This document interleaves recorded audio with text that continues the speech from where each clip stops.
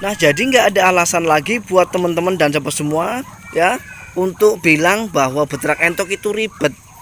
Bahkan seperti yang kita lihat teman-teman dan sahabat semua ya. Nah, ini entok-entok saya lagi tak kasih makan rumput dan mereka tuh doyan sekali teman-teman ya. Jadi nggak ada kata-kata yang namanya beternak entok itu ribet dalam hal pakan ya, terkecuali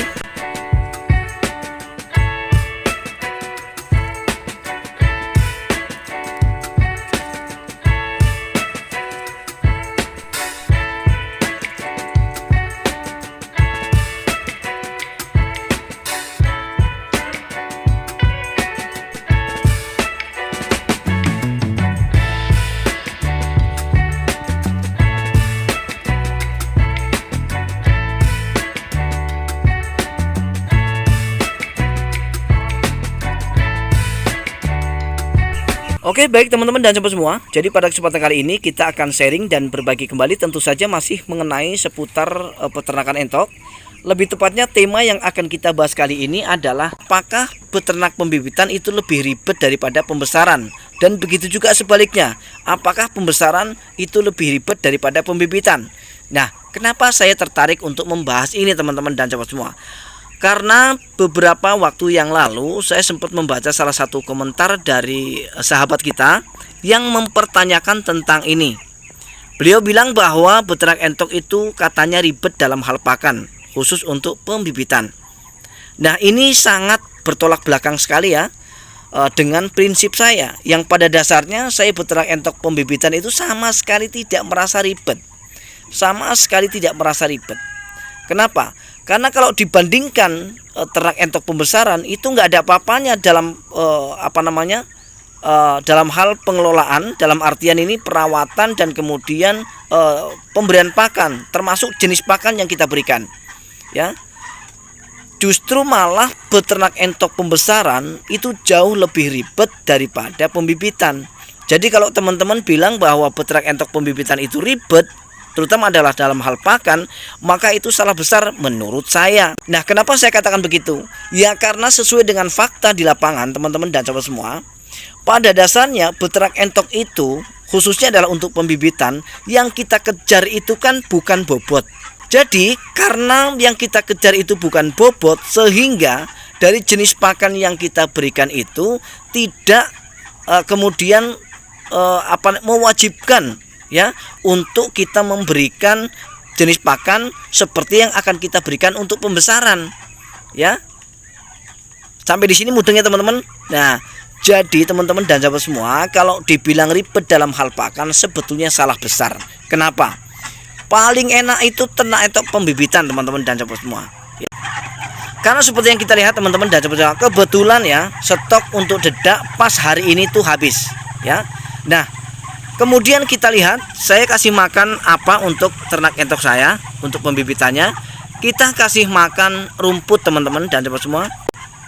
Pagi-pagi sekali saya sudah cari rumput ya, meskipun rumputnya nggak terlalu jauh dari kandang, cuma di sebelahnya ini, ini teman-teman ya. Jadi sangat enak sekali. Jadi cara beternak entok saya itu sangat-sangat enak ya. Bagaimana nggak enak ya? Semua fasilitas pakan dalam artian peluang untuk mencari pakan itu sangat mudah. Jenisnya sangat banyak ya teman-teman. Nah, sehingga ketika teman-teman mengatakan bahwa beternak entok itu ribet dalam pembibitan, itu salah besar ya. Buktinya begitu dedak saya habis ya, saya nggak kebingungan. Begitu dedak habis saya terus nggak kebingungan, karena saya tahu bahwa entok ini doyan rumput ya. Sehingga saya cukup ambil arit ya seperti ini. Ini aritnya masih ada ini teman-teman ya. Sehingga saya cukup tinggal ambil arit, kemudian nyebrang ke sebelah sini, ambil rumputnya, kasih makan sama entok. Jadi mana yang ribet? Nggak ada yang ribet teman-teman dan sahabat semua. Karena beternak entok pembibitan itu tidak harus mereka dikasih pur, tidak harus dikasih pakan yang namanya pakan-pakan pabrikan ya. Seperti yang saya katakan di video-video saya sebelumnya, bahwa sebetulnya tanpa menggunakan pakan pabrikan sekalipun, kalau kita ternak entok pembibitan, tetap indukan ini akan tetap mampu untuk memproduksi telur. Yang penting kita tahu caranya teman-teman, dan jenis pakan apa yang harus kita berikan kepada mereka sebagai pengganti sentrat 144, katakanlah begitu, untuk sentrat petelur, ya. Karena kalau pembibitan teman-teman dan sobat semua, itu sekali lagi tidak harus menggunakan jenis pakan pabrikan, ya. Nah, jadi penggantinya itu gampang teman-teman bagi yang tahu. Kalau yang belum tahu ya wajar dianggapnya bahwa semua itu ribet karena belum paham dan belum tahu, ya. Tapi kalau seperti saya, alhamdulillah karena sudah paham. Kalau memang kita mau membuat entok atau indukan entok ini kemudian lancar dalam memproduksi telur, ya, sehingga kita harus terjun ke sawah, kemudian kita cari keong sawah. Pakannya gratis, modal cuma modal tenaga, tidak harus mengeluarkan duit sepeser pun. Jadi yang membuat ribet itu sebetulnya karena kita belum paham. Dan setelah paham, mungkin teman-teman tidak mau bergerak, ya. Dengan kata lain mungkin teman-teman malas, ya teman-teman. Nah, jadi kalau malas sebaiknya nggak usah beternak, ya. Nah, jangankan kita sebagai peternak yang jelas-jelas kita mengharap keuntungan dari hasil ternak kita. Sedangkan kita mau nyalon anggota DPR saja teman-teman, kita juga harus ribet. Kita harus daftar dulu ke KPU, ya, dan lain sebagainya. Belum lagi nanti untuk kampanye, bagaimana supaya dia terpilih, ya. Dan setelah terpilih mereka akan punya tanggung jawab yang besar karena mereka sebagai wakil rakyat, ya, gajinya besar. Jadi tidak sekonyong-konyong, ya, kita bisa mendapatkan sesuatu yang kita inginkan tanpa adanya usaha. Nah, inilah teman-teman menariknya. Nah, jadi kalau teman-teman masih merasa ribet, ya, masih beranggapan bahwa peternak entok itu ribet, tentu saja menurut saya teman-teman belum melakukan banyak hal. Jadi belum maksimal dalam usaha, terutama adalah pengenalan atau pencarian pakan-pakan alternatif yang bisa diberikan untuk entok. Nah, jadi kita akan membahas mengenai pembesaran. Seperti yang saya katakan tadi, bahwa peternak entok pembesaran itu jelas jauh lebih ribet daripada pembibitan. Kenapa? Begini teman-teman dan sahabat semua. Ketika kita membesarkan anak entok, katakanlah dari usia 1 hari ya teman-teman, seperti ini usia sudah hampir 3 minggu. Bahwa sebetulnya peternak entok pembesaran biaya kosnya itu jauh lebih besar ketimbang pembibitan. Nah, ada yang tahu kenapa? Nah, jadi kalau belum tahu saya kasih tahu. Karena dari jenis pakan yang harus diberikan untuk ternak entok pembesaran itu wajib menggunakan pakan-pakan yang sifatnya beli, yaitu dari jenis pakan pabrikan. Karena kita sendiri belum bisa menciptakan pakan-pakan yang sekelas pakan pabrikan yang mengandung protein tinggi, ya. Jadi untuk membesarkan anak entok ini jelas wajib hukumnya untuk menggunakan pakan-pakan pabrikan. Kalau bisa sampai usia 2 bulan, ya. Makanya saya bilang biaya kosnya jelas jauh lebih besar daripada pembibitan. Sedangkan kalau kita pembibitan, ya, sudah saya katakan tadi bahwa ketika kita peternak entok pembibitan tanpa menggunakan pakan pabrikan sekalipun kita tetap akan bisa, ya. Tapi beda dengan pembesaran. Kenapa beda? Kalau usia 1 hari sudah kita beli, katakanlah kita beli usia 2 atau 3 hari, katakanlah 1 minggu teman-teman, kita beli dari toko ternak ataupun kita beli dari yang lain. Usia 1 hari sampai kepada 1 minggu, katakanlah begitu, ya teman-teman, itu wajib sekali untuk kita menggunakan pakan pabrikan untuk pakan mereka. Yang jelas-jelas pakan dari pabrikan itu sangat-sangat mahal, ya, per kilonya bisa mencapai 12.000. Dan itu wajib untuk kita beli kalau kita ingin entok-entok atau anak entok yang kita besarkan itu hidup, ya. Nah, jadi lebih ribet. Tidak hanya itu, tidak hanya kita harus membeli pakan pabrikan untuk membesarkan mereka, perawatannya itu juga jauh lebih ribet daripada pembibitan. Kenapa? Karena merawat anak entok dari usia 1 hari setidaknya sampai 2 bulan itu adalah tantangan buat kita teman-teman, ya, antara hidup dan mati, ya.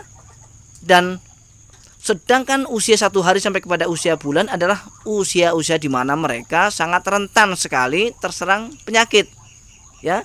Jadi peluang untuk mereka mati itu lebih besar, ya, jika dibandingkan ketika kita peternak entok pembibitan. Jadi jangan salah teman-teman dan sahabat semua, ya. Kita harus paham di situ, ya. Jadi jangan pukul rata. Di sini ada 2 sistem yang harus kita pahami, yaitu pembesaran dan pembibitan.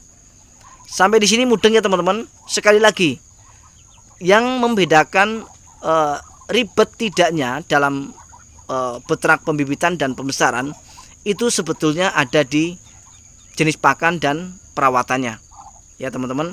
Jadi saya katakan bahwa peternak entok pembesaran itu jauh lebih ribet ketimbang pembibitan, ya teman-teman. Nah sekarang pertanyaannya, apakah dengan kita berikan dedak atau pakan alternatif untuk anak entok pembesaran di usia 1 minggu sudah bisa? Bisa. Siapa bilang tidak bisa? Bisa.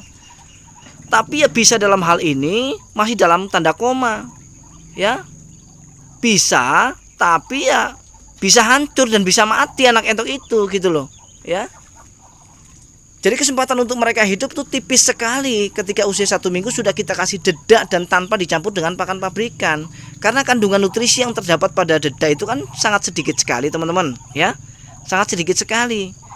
Sedangkan mereka di usia 1 hari sampai kepada 2 bulan itu benar-benar lagi membutuhkan jenis pakan yang mengandung protein tinggi untuk masa pertumbuhan mereka. Jadi ketika kita langsung berikan pakan alternatif di usia 1 minggu, KO teman-teman. Bukan berarti nggak bisa, bisa. Siapa bilang nggak bisa? Bisa, tapi ya bisa hancur sekali lagi, bisa hancur, ya. Bagaimana mereka bisa tumbuh kembang dengan baik, sedangkan jenis pakan yang kita berikan adalah jenis pakan yang nutrisinya rendah, ya. Nah, jadi ini perlu dipahami teman-teman, supaya nanti teman-teman tidak gagal paham lagi, jangan sampai salah paham, ya. Nah, ini buktinya teman-teman, rumputnya sudah mulai habis. Nah, inilah enaknya ternak entok pembibitan. Jadi sudah sangat jelas perbedaannya teman-teman, ya.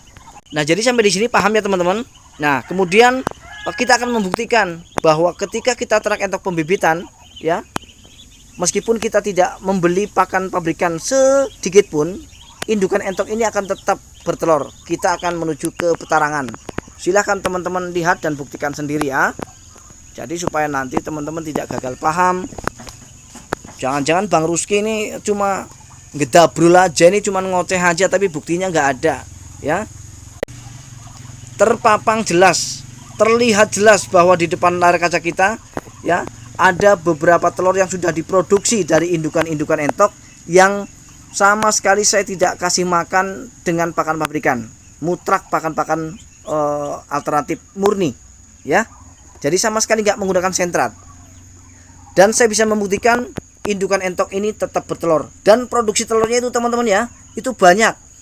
Kita lihat teman-teman ya, banyak ya. Ini ada 15, yang sebelah sini belum siap ya, belum selesai untuk bertelur. Jadi masih tuh 2, 3, 4 sekitar 10 ya kalau tidak salah. Dan yang sebelah sini juga masih dalam proses. Kalau yang sebelah ujung sini sudah proses mengeram ini teman-teman, ya. Nah jadi yang berpendapat bahwa beternak entok itu ribet dalam hal pemberian pakannya untuk pembibitan, ya, silahkan dirubah pola pikir kita.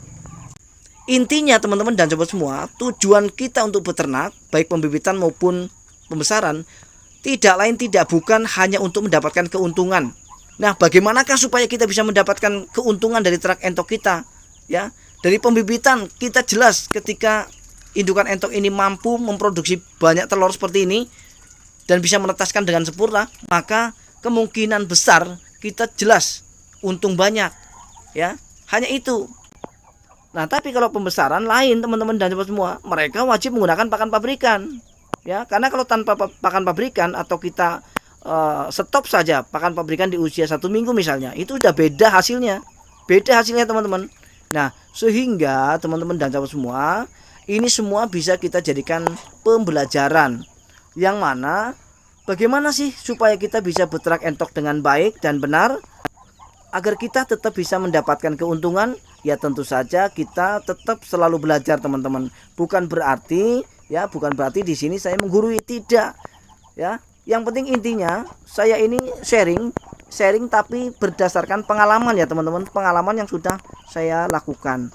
Sehingga dengan pengalaman ini mudah-mudahan teman-teman dan sobat semua bisa menjadi pembelajaran untuk teman-teman dan sobat semua, yang mana ketika teman-teman sudah punya niat untuk beternak atau bahkan teman-teman sudah memulai usaha peternakan entoknya, ya, nanti akan bisa mendapatkan keuntungan, ataupun dari teman-teman yang memang belum paham akan bisa menjadi paham, ya teman-teman. Jadi jangan dianggap bahwa saya itu menggurui, tidak. Nah, jadi kesimpulan daripada video ini teman-teman dan sobat semua, bagi teman-teman yang memang masih menganggap bahwa peternak entok pembibitan itu ribet, buang jauh-jauh kata ribet itu ya. Jadi kita itu apa yang kita pikirkan teman-teman. Ketika kita memikirkan ternak entok itu ribet, maka akan terjadi ribet. Tapi kalau kita berpikir bahwa peternak entok pembibitan sebetulnya sangat mudah, maka pasti akan mudah. Ya teman-teman. Nah, baik teman-teman dan sobat semua, jadi akhirnya saya harus menutup dulu video ini. Mudah-mudahan meskipun singkat, tetapi video ini adalah video yang mengandung manfaat. Kita akan berjumpa kembali di video-video Rizky Pikatra selanjutnya. Assalamualaikum warahmatullahi wabarakatuh.